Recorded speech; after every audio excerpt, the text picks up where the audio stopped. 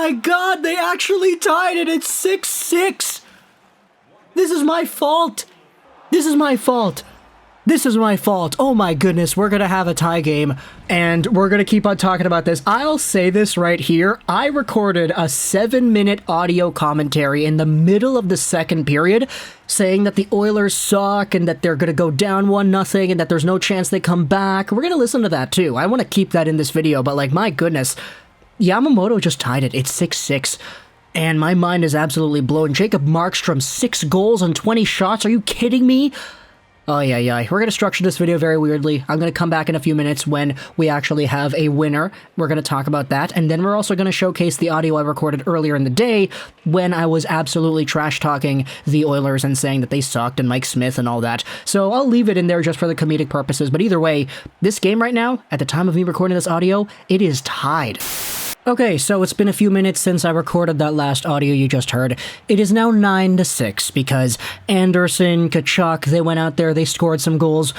It appears that I didn't ultimately screw over the Flames, and you can see in the next few minutes why I was super concerned about that. Yeah, my voice is kind of tired, so I'll leave you with this right here. There's 2 minutes left in the game. I'm going to render this video already. There's no way the Oilers are coming back, despite the fact that they went out there and scored a whole bunch of goals. Either way, the next few minutes is me from about an hour and a bit ago talking about this game, and I don't really think my opinions have changed too much other than Jacob Markstrom, my goodness, you're gonna have to improve for next game.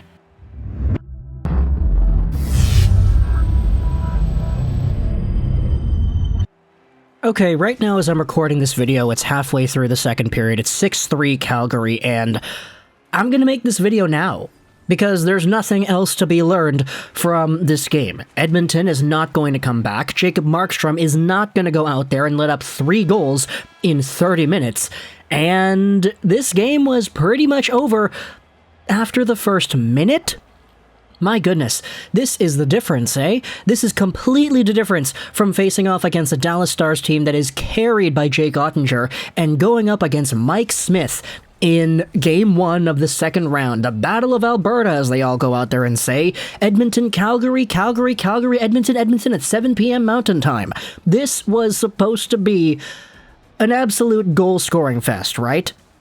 I think everybody went out there, they bet the over, they said, okay, yeah, we're not going to see a defensive series like we did Dallas-Calgary or like we did LA-Edmonton, right? These teams are going to have high-octane offense and they're going to go at it and do the thing, right? They did it so quickly, though, because Mike Smith, my goodness, all the props that I gave to this guy in Game 7 against LA, I'm rescinding them now because, my goodness, the guy gets pulled within the first, few minutes of the game. How many shots did he face in general?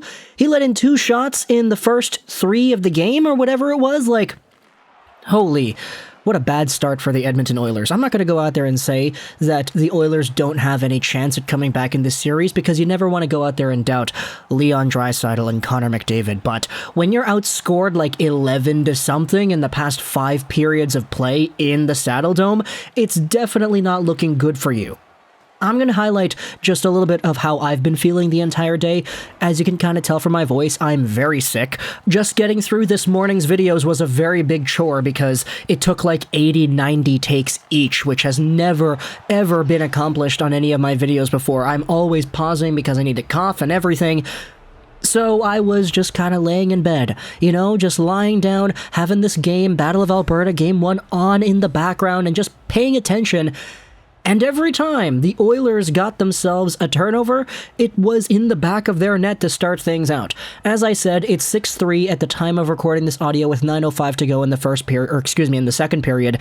But I'm making the video now because there's nothing more to learn. Once a game becomes this out of reach, let's say it's 5-1, 6-2, like it had been during this previous period, there is nothing that you can learn. You're just killing the clock. You know the series is going to be 1-0 Calgary. Edmonton is not going to come back and score 3 unanswered in the third period, let alone in the final 10 minutes of the second period, because Jacob Markstrom is just that gosh darn good. Oh, but Lego, you can't go out there and blame Mike Smith entirely. The guy had 6 saves on the 9 shots that he faced, and the goals that he let in were also pretty poor defensive coverage plays by the other Oilers defenders, and that is very true, but what do you need in the postseason when you're looking to win a Stanley Cup? What do you expect from your number 1 starter?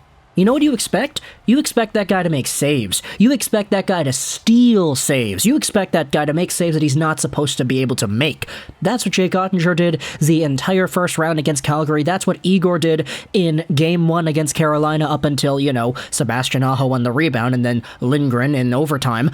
But either way, Mike Smith just did not get off on the right side of the bed. He got pulled a few minutes into the first period, and then you had yourselves the rest of the Calgary Flames just continuing their onslaught. The shots on goal were like 25 to less than 10, something like that, just a few minutes into the second period. Mikko Koskinen, sure, while he has not been as bad, quote-unquote, as Mike Smith has been, especially when it comes to save percentage, it's still not good enough in the slightest. And I get it, I know I already said that the game was over, and I do believe with my whole heart of hearts that even though the Oilers have scored 3 goals on 13 shots on Jacob Markstrom, which is honestly very uncharacteristic of him. Some of these shots just went out there and fooled the guy. Zach Hyman's chance right on the side there just beats him. You had the Leon Draisaitl one-timer, and then you had Connor McDavid wrapping it 5-hole on Markstrom. Can't really do too much about those. I mean, I guess the Hyman goal should have been one that you saved, but either way, Jacob Markstrom has not been busy tonight. And that's mostly because the Calgary Flames really did show up to play. They've got 36 shots to Edmonton's 13 at the time of me recording this very specific sentence. And I'm just going to sit on this audio. I'm going to upload it right when the game is over, just so you can get a quick post-game analysis reaction from me, because my goodness, the Oilers... I said what, Calgary in 7? Are we thinking Calgary in 4 now? I'm not really too sure. I get it, Mike Smith can really round out his game and become a lot better in the rest of the series, but this Game 1, absolute travesty, a nightmare start for the Oilers. They're down 1-0 in the series, and... I mean, McDavid and Draisaitl, they're still doing their thing. McDavid had 2 points at the time of recording this audio. Who knows if he'll get any more. Draisaitl, of course, getting the goal too. But you see some of these goals that the Oilers are letting in. The very open shots in front. Sure, the defense isn't really there for them, but the goaltenders need to make saves. On the rush chances, it's Dylan Dubé, it's Blake Coleman getting 2. It's power play markers for Matthew Tkachuk. Calgary's just having a field day, and... as somebody that was waiting so long for this series, I'm kind of underwhelmed, to be honest. I thought the Oilers would be a lot better than this, and I hope they will be for Games 2, 3, 4, and 5. Oh, here you go, he's a broken stick. Yamamoto coming right in. He drops it back. Hyman, off to the side, in front. Shot on Markstrom? No, there's no chance there. The Oilers are still at 13 shots. Okay, I'm gonna go, because I need to record some more videos, even though my voice is... oh my goodness, they scored again. The Oilers! What the heck? Zach Hyman! Whoa, it's 6-4 now. I still don't think this game is gonna get within arm's reach for the Oilers, but holy, they're making things interesting, aren't they? If they lose, the Flames do, then I'll have to re-record this audio and upload it later, but at this point in time, as I'm talking to you on the microphone, the Oilers have just gotten within 2 thanks to Zach Hyman's second of the night. Depending on what the score is, though, I might have to upload this audio, maybe have to re-record some stuff, but either way, let me know your thoughts in the comments about how Mike Smith performed. I'm not liking Jacob Markstrom so far in this Game 1, just based off of how he's letting some of these shots in. Maybe it's the lack of total opportunities he is facing that is really getting to him, because that was the 14th shot. He's let in 4 goals. That's not the Jacob Markstrom that I know. I still think this game is over, but we'll see what happens as it goes on. Talk to me in the comments with all your thoughts. I hope you enjoyed this video. 99. And bye.